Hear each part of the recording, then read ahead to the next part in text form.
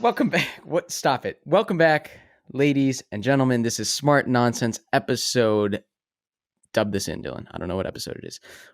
We talk about self-development, challenging norms, entrepreneurship. I just messed up the order. That's okay. I'm Henry. That's Dylan. I feel like I'm going to throw up. It's too much caffeine. I don't know if you saw last episode. So Dylan changed shirts. I didn't. This is our second episode in a row. I'm just going to out you. And you probably noticed if you watched the last video, I drank this protein shake, I guzzled this glass of water, and I was pounding a coffee. And now I feel absolutely gross. I might have to walk away and throw up. I carry this podcast anyway, so it's no big deal if you have to. All right, what we're going to talk about today, because Belky can't help but bitch about his own problems, we're going to get into how to go about hiring VAs and why you should actually care about hiring VAs, even if you don't have your own entrepreneurial venture. So I have a little team. Belky has a little team. I have some questions for Belky because he's on the video side, which we're getting into if you're watching this on YouTube.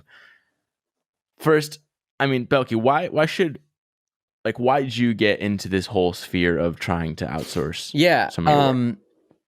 So I don't know if you've seen it. It's kind of this circle of YouTubers right now that have been sponsored by Fiverr to do they're basically doing Fiverr challenges. Like Peter McKinnon, Fiverr gives him a bunch of money and he goes out and has Fiverr entrepreneurs or clients. These words escape me. He goes on Fiverr and has them edit his photos. Daniel Schiffer does it, has them edit a 15-second sizzle reel. And what you find is when they did this, when they spent $5 or $25 and they go all the way up to hiring someone for $300, $600 a video, the people that they paid $10 to edit their videos did a really stunning job. And I was like, holy crap. First of all, let me just find somebody on Fiverr to edit all my wedding photos because I hate doing that. I don't hate doing that, but it's a big time suck. Same thing with the video. If I can pay somebody $15, I pay someone $20 to edit my Wednesday videos.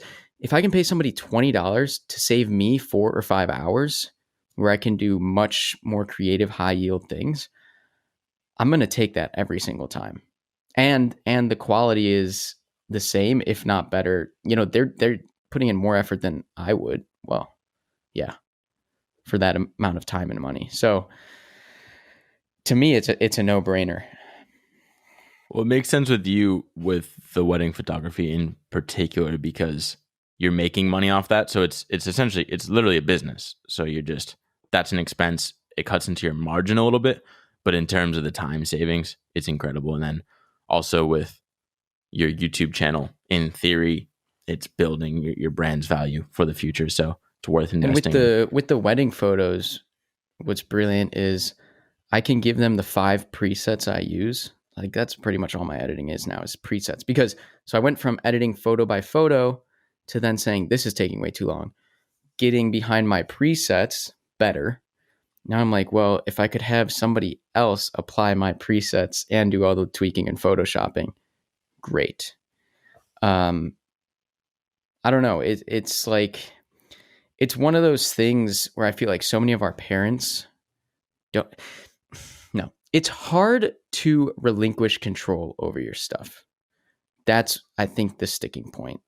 Especially I don't want to have my name, at least people have this mindset. I don't want to have my name on a wedding photo album or a YouTube video if it's not something that came from my hands. And I think once you say once you put your trust behind another artist to kind of take care of that, you just can move on with your life. That's what's so hard. And same thing with emails is I know you for a while delegated emails, right? I think a lot of people are well, I don't want somebody else talking for me. But anybody can be taught to just apply the same emails you're sending over and over and over again, or just organizing them and sending you the important ones that they can't answer. What are you still delegating emails out? At least when you travel, I think. Yeah, I mean, before that was more for I was just giving it to other people on our team, so it was a little bit easier because they already existed. I didn't have to find virtual assistants to do it, and we've kind of it's a little bit more expensive to do it within your own team. That's why we advocate for people that are new to this.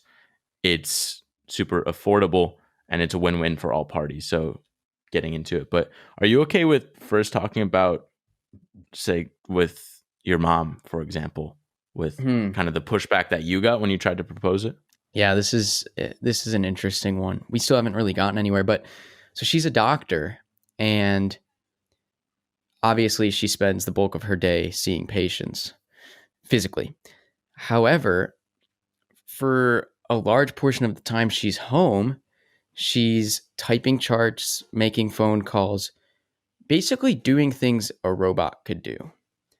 And the problem with her is she prides herself in how well she takes care of her patients. And like kudos to her for doing that. But what I don't think she realizes, and I did the calculation at one point, but I don't think she's realized how much time she has spent just typing the same things over and over again. Uh, it was something like over her 25-year career. I could pull it up. I'm just going to say off the top of my head, it was something outrageous like 8 years of working days, of 9-hour work days. She spends typing and typing and typing. And that's like such low, especially for someone like her who's incredibly qualified. That's such like low hanging fruit in a sense that even if she's not typing it, they have a dictation software, which I think would be way faster. But she's like, oh, a couple colleagues said it's a little bit buggy. Like, okay, if you can dictate in the car on your way home something you remember from your last 5 patients and it's only 90% correct, that's got to be like good enough, right? Yeah, I mean, I ran into the same issue because if you've seen on the website, we have the transcripts. And before, actually, I got into this because my old company were trying to do the same thing with creating show notes for a podcast and YouTube videos. And automated software only gets you so far, maybe 95% at best. But then you couple that with a virtual assistant that can come in with a good grasp of English and just correct any of the potential mistakes, and you get it up to 98%. Sure, it'd be a little bit better if your mom was doing 100% of it and it'd be perfect, but you don't need perfect most of the time. You can have like a couple things that are different. And yeah, I mean, a couple of things she's battling is she's not the type of person to want to relinquish control, right? Because her name's associated with her charts. And it's a little bit sticky there because I don't know the laws around, I do know the laws. You can't like have somebody remote have access to your medical records. But at the same time, it's like, I just think of all the things she could have done in all that. She could have taken, well, in some sense, she could have taken 8 years off, right? Of like working days. I'm pulling up the calculations right now. Eight, Well, she, sorry. Okay. It was 833 24-hour days she has spent typing charts. She has spent an entire, and I don't want to just rag on my mom, but this is mathematics. She has spent an entire 3 years just typing, typing, typing. well, that's 24 hours a day, Yeah, those right? are 24-hour days. Right. So in work So days, it's, I don't even want to know. we'll just divide it by like 2 or 3 or multiply by 2 or 3. So yeah, like you said, it's about It's probably 7 years. 8 years. It's 7 years. It's 7 years. 2,500 8-hour work days. So very literally, she could have taken 7 years off of work. Right. And that's, And don't they have people like scribes, or I forget what they call them? that's the other thing. Okay, so a lot of hospitals, a lot of practices have scribes, right? They're med students that they pay $15, $20 an hour to sit through all of the uh, appointments and just type while the doctor's dictating things and having a conversation. That's exactly what this is. So the VAs, the virtual assistants, are just assistants. They exist in the medical world. My mom says, well, her practice doesn't want to hire VAs because of the cost for 12 of her colleagues to have a VA all day, to have a scribe all day. And I'm like, you 12 doctors need to go to your employer, which is Northwestern Medicine. Oops. And, you need to approach your boss and say, hey, look, we as a coalition, we're out of here if we don't have scribes. They have a ridiculous amount of money. But because, I don't know, that's untraditional and they don't want to put their foot down, it doesn't happen. But yeah, I was like, okay, at the least you could try and dictate this, but she doesn't want to try. And that's just who she is, but that's fine. Yeah. I mean, I'm sure there's some solution, even if coalescing into your little, what do they call it? Like when you cartel or whatever. Like you could just probably go up and just be like, reduce it from my wage. I'll find the person. You can vet them, make sure they're trustworthy, whatever. You put in a little bit of upfront work and then you save 7 years down the line. Right. It's right. So it's my insane. mom, and I put it that way, she didn't want to take the money cut to employ a scribe herself because she doesn't see time, happiness, and money as interchangeable like that, which I just thought was a big bummer. I would pay, I think it's 25 grand or 30 grand a year to employ a scribe full time. I personally would pay that time and time again. Those are time and hours you can't get back. It is the most miserable part of her job. She hates Sundays because she spends all day typing charts. She gets up at 5 a.m. to type charts. I would take that payment trade off every single day. That's what I'm trying to do early. You have. Right. So it's luckily we read the 4-Hour Work Week and kind of adopted this mentality of, hey, you don't have to do the work that you don't like doing if you're willing to pay a little bit extra, but it's worth it because time is the one asset that you only have so much of. So I'm curious, did you end up hiring within Fiverr? Did you go through that, or what is your current setup for? Yeah, so I have done a number. I feel like I go to Fiverr for one-off projects. Like I needed to design a garden for my parents. It was like a Mother's Day gift, and I don't know anything about garden design, but I got it done for like $13 on Fiverr, and they came up with this beautiful schematic. And I think I was asleep.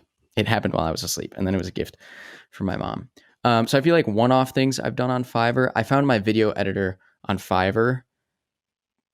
I don't know why. I feel like Fiverr was a better place. It's because I was watching these YouTube videos where they were hiring editors on Fiverr. As for like the VA, like business people I'm working with, like that help with my eBay listings, and at some point I'll start working into my emails. Those I've gone to Upwork for.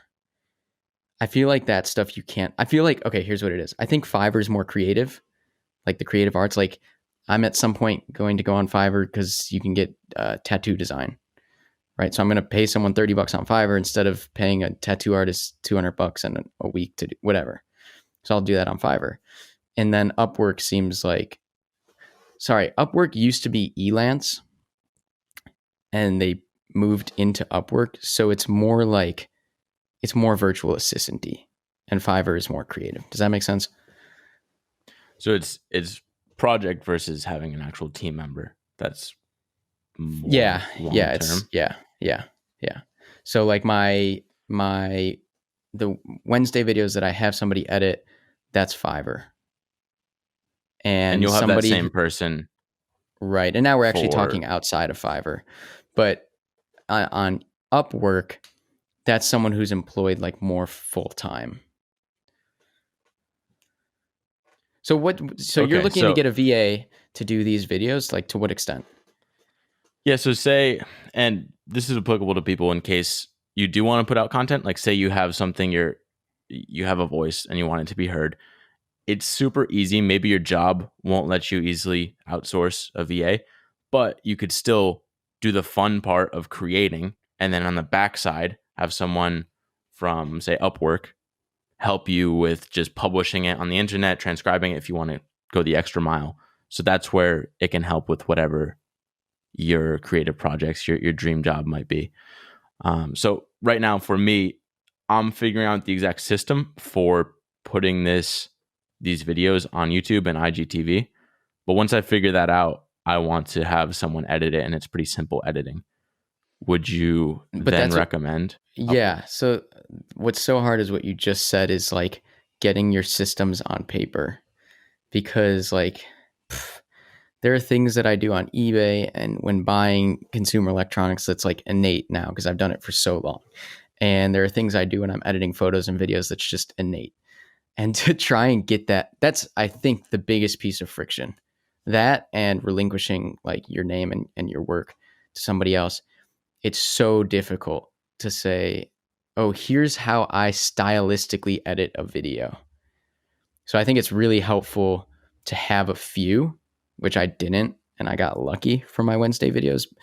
But these editors online are so good at, so long as it's like within the realm of possibility, they're so good at making changes. They're really great at copying other people's style because they just have seen so much stuff. So what I would say is like once you've got like 3 to 5 of these down, then yeah, 100% have some VA do the video. It'll take them 3 hours. It'll cost you 15-20 bucks, and then you can move on. And I know before issues, in case people are using, like, they want to record videos or even audio maybe, but the larger file types, is that okay with uploading and downloading? What's that like? Okay, so there's another barrier to entry I forgot about. My Friday vlogs, for instance, are 150 gigabytes of video because it's just like so many time lapses, a lot of 4K stuff. That would take me like 75 hours to upload to Google. Similarly, it would take them like 50 hours to download. I have not been able to get over that barrier. My Wednesday videos are easy. They're like 5 gigabytes. It takes 2 hours to upload and download, and it's fine. The larger projects I have had to keep in my own hands because of that. So I think there's a lot of merit to having somebody physically with you working when it comes to video because you have to be transferring hard drives and SD cards physically. But for these on Zoom, I know they're 30 minutes. How big are these files? Uh, I forget. I haven't even looked. It's 10 gigabytes probably max. 5 to 10 Yeah. gigabytes. Yeah. So that'd be no problem. I don't know with your little PC. I don't even know. You might be seeing us all digital right now. I have no idea. My computer, I was closing down browsers on the side because it was starting to lag. But Yeah, I mean, it depends on your internet speeds. I know we don't have great internet here, so upload and download isn't great, but that's definitely a barrier. If you're doing larger projects, especially when it comes to video, that's what's great about photo is my photo projects aren't that much storage, so it's possible. I actually haven't done that yet. The editing is just quick for me, but yeah, large format video with the file sizes I'm using isn't yet possible for me to do online. right. And I mean, I think what you're doing is the right approach where you start with the stuff that's easy to edit, easy to upload, download. And then if there's traction and you start making more money from this, or you have extra income to hire someone at $20 plus Sure. locally, then you can outsource that, and it's even And easier. I've said this before, like every major YouTuber, the first thing they do is have somebody come on and edit their stuff. Like it's just not that much fun. Some people love like Elle Mills, for instance, like, oh my gosh, her edits are insanity. And actually she still does them, which is really impressive. That impresses the hell out of me. But I was just watching like Maddie. It doesn't matter. The first thing people do is get an editor. Right. So I think that's the site that you came across for having someone help out is the best. It's easy. What's the main draw of Upwork, I guess, is the question. What's the main draw of Upwork?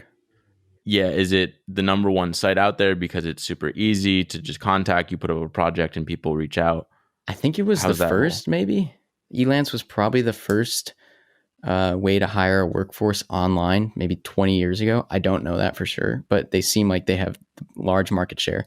It is super easy. You go on there, you come up with a job title, brief description, what you're looking for, and then you can search like virtual assistants. You can search different things. I mean, you can hire physical people. You can hire people in the US and Canada. You can hire people from all over the world. And you can get, if you post like a public job listing, you can get people submitting resumes and cover letters if you want them. It's super easy. Anytime I've put something out on Upwork, I've got 10 to 20 applicants, if you will, within a day, which is like, it's too easy.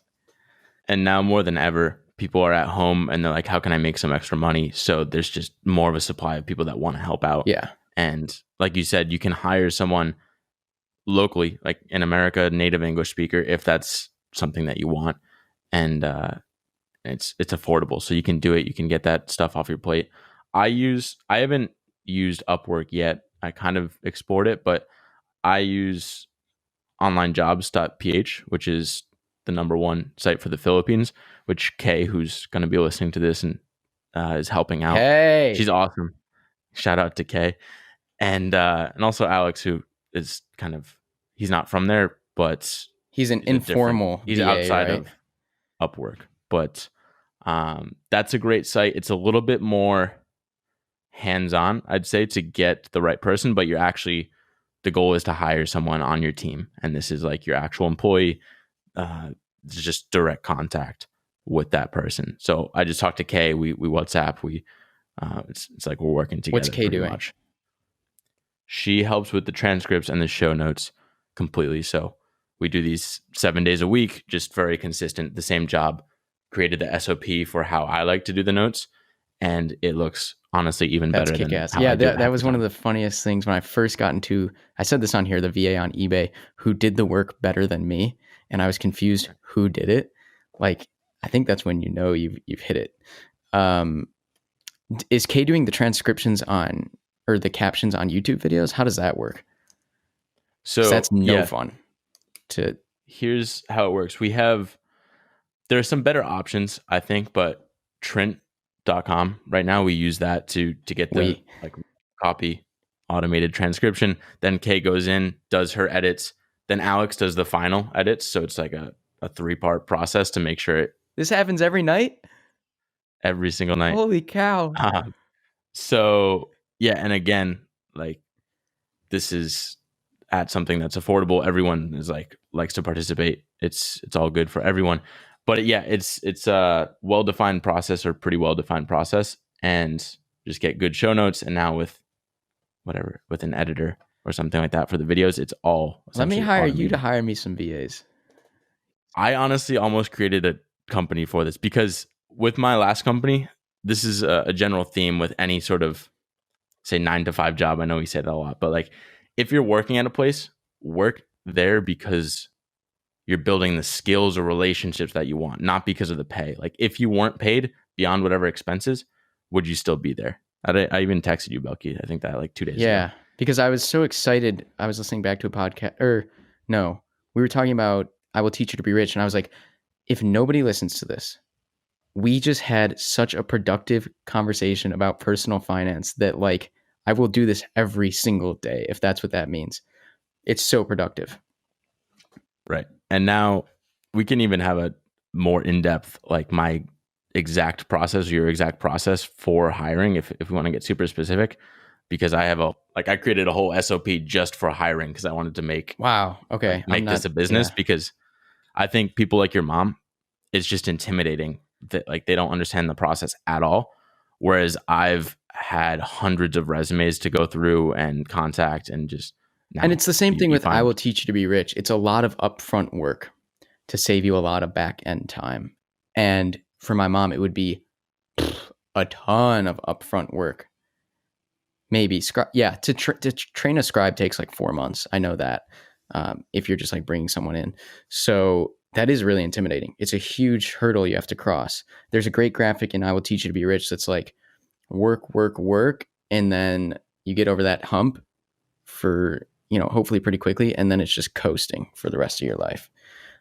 It sounds like you're really good at that. I'm way more informal with how I hire people, and we just communicate a lot, which it sounds like you've automated better. My goal is to have backups. So as in like right now we have our team, whatever, Kay and Alex helping out, but like we're working them 7 days a week, whatever. Maybe they want to go on vacation or take a break or something. I want to have a process where anyone else can come in and fill their role easily and know exactly what to do and put out the show notes without any difference in quality. So that's why I'm big on the process, and hopefully that they're hearing this and can let me know some more feedback for how it's going. But just trying to stay on top of constantly updating the SOPs, like the whole process, standard operating procedure. That's the big thing too, is like things. Stakes are super low. It's all about feedback.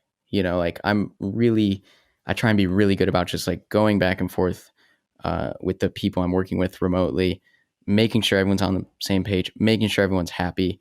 And if you do that, like the output of work is just way better, especially when it comes to video. Number one with hiring virtual assistants. That's the number one factor that I look for whenever messaging people. Like I just have this whole process of when they apply, I do these brief little like 3 bullet point question emails, and I'll send them like at least 5 of these just to see how fast their response time is, how much they communicate. So I have just this whole process, and that's the, again, number one factor for like if you're going to be a successful team is if you're whatever, you can talk very easily. Is it glaringly obvious who is going to be the best at that? Pretty much. Like for one job, we had at least 150 applicants, and it was glaringly obvious after like 5 back and forths who stops responding, or just the quality of their emails isn't that high or consistently that high. So you get down to a short list of maybe 5 people. And like, what are your 3 bullets that you're asking them? It's simple stuff to start. It's like, I don't know, even stuff like what's your internet speed, because that's important for stuff. I'd have to go back because it's been like a month or 2 since I've done it, but it starts simple, and then it's like, why is this the perfect job for you right now? Something like that. I don't know. I can even like maybe post in the show notes. Yeah, at least send them to me. Have a more in-depth. Crap. I have like a 5-10 page SOP on the whole process. That's really, really smart. Yeah. So again, it's one of those things where if you have your little side hustle, your project you want to experiment with right now, because it's a great time to, then you can easily work on it for minimal hours because you can have a team behind you with not much effort helping you out. Yeah, and if you're working with people in the Eastern Hemisphere, I know Tim Ferriss says this a lot, especially because he has VAs that literally like do all of his scheduling and back end stuff. And he's like, just the fact that this is happening while you're asleep, you wake up and you got 12 extra hours of work done because it's happening in the other hemisphere. It's 2020. Like the opportunities to do stuff like that are here and they're ripe. You got to take advantage.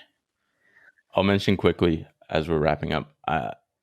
It's so cool. There are some perks and some downsides to it, but I just love the feeling of at night when we're done recording the podcast, I upload it to Trent and then forget about it, go to sleep, wake up in the morning, I get a text. Oh, here's the link to the show notes ready to post. Yeah.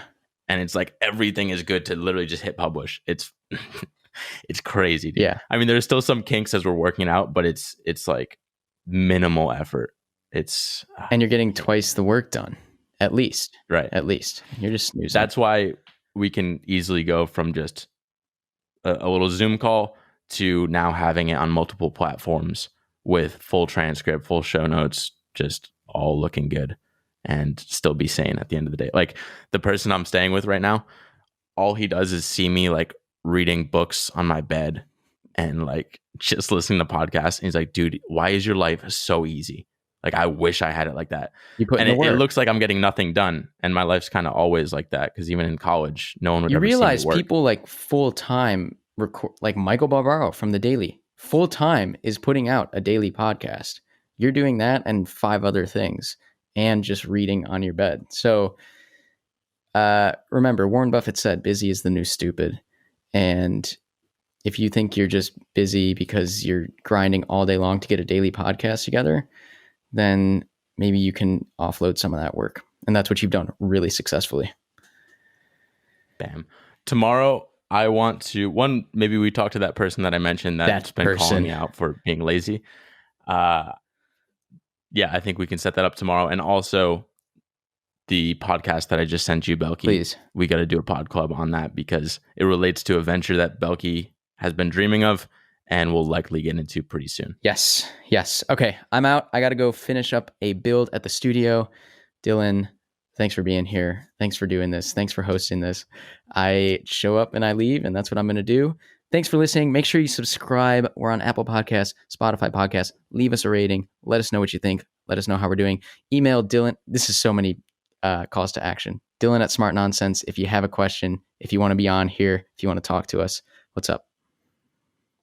I was saying one call to action per episode. So what do you want the one to be? But yeah, if you want to hear more like in depth with the actual SOP, like how we email and find VAs, happy to go a lot more in depth. This is just the overview. Cool. So see y'all. All right.